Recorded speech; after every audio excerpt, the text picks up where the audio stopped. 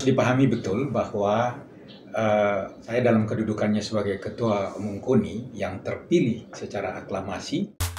Sahabat Suara Flores yang budiman, Dr. Insinyur Andreas W. Kore MT adalah salah satu aparatur sipil negara atau ASN yang pernah menduduki sejumlah jabatan strategis di lingkup Provinsi Nusa Tenggara Timur, termasuk ia menjadi Ketua Umum KONI NTT saat ini. Menghadapi pelaksanaan Pekan Olahraga Nasional atau PON ke-20 tahun 2021 ini, Andre Kore bersama pengurus pun sudah bekerja keras dari awal hingga mengirim kontingen dari sejumlah cabang olahraga ke Papua. Semua langkah dan kerja keras telah dilalui bersama tim untuk bergerak lebih cepat dan mengirim atlet-atlet jagoan NTT ke Papua.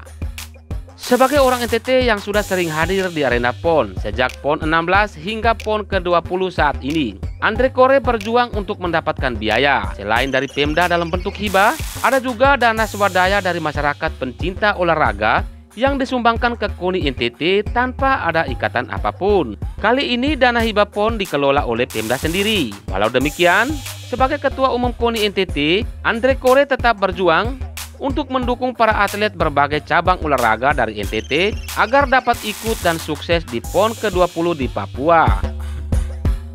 Namun sayang, kerja keras Andre sebagai Ketua Umum KONI NTT bersama pengurus seakan tak dihiraukan oleh orang nomor satu di NTT, yakni Gubernur NTT Victor Bung Tilu Laiskodat.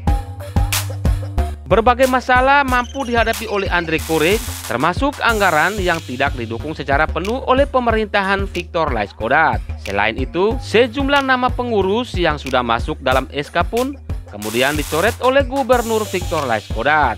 Bukan hanya itu, nama Andre Kore selaku Ketua Umum KONI NTT pun tiba-tiba hilang dari SK menjelang pelaksanaan PON ke-20 di Papua. Nama Andre tidak tercantum dalam surat keputusan Gubernur NTT nomor 426-09-Diaspora-2021 yang melampirkan daftar nama kontingen NTT pada PON 20 di Papua. Meski namanya tidak tercantum alias dicoret oleh Gubernur NTT, Andre tetap hadir dalam event nasional itu. Ia menegaskan bahwa dirinya akan tetap berangkat ke PON Papua sebagai Ketua Umum KONI NTT. Kehadirannya dalam posisi yang berbeda, yakni demi tegaknya aturan. Kehadirannya adalah tanggung jawab moral sebagai Ketua Umum KONI NTT yang terpilih secara aklamasi di saat Musprov KONI tahun 2017 yang lalu. Harus dipahami betul bahwa saya dalam kedudukannya sebagai Ketua Umum KONI yang terpilih secara aklamasi pada saat musyawarah provinsi yang lalu, saya tentu punya tanggung jawab moral untuk membawa atlet-atlet NTT ke Papua dalam hal mengikuti pertandingan di PON. Tapi juga yang kedua, saya mendapatkan undangan resmi dari PB PON dan KONI Pusat untuk menghadiri multi event ini. Jadi ini bukan sebuah kengototan, karena bagaimanapun saya harus punya tanggung jawab yang tuntas dalam hal menyelesaikan tugas saya sebagai Ketua Umum KONI. Ia menekankan bahwa kehadirannya untuk memberikan dukungan penuh kepada seluruh atlet PON NTT yang dibimbing selama ini. Ia tidak peduli dengan keputusan Gubernur NTT yang mengambil keputusan secara sepihak mencoret namanya. Dirinya menganggap SK Gubernur NTT untuk tim PON NTT lebih kepada meng-SPJ-kan anggaran hibah PON yang dikelola oleh Pemda sendiri melalui diaspora. Di satu sisi saya punya tanggung jawab moral, tapi di sisi yang lain saya juga diundang secara resmi oleh KONI Pusat dan PB PON untuk menghadiri Pekan Olahraga Nasional dari pembukaan sampai penutupan.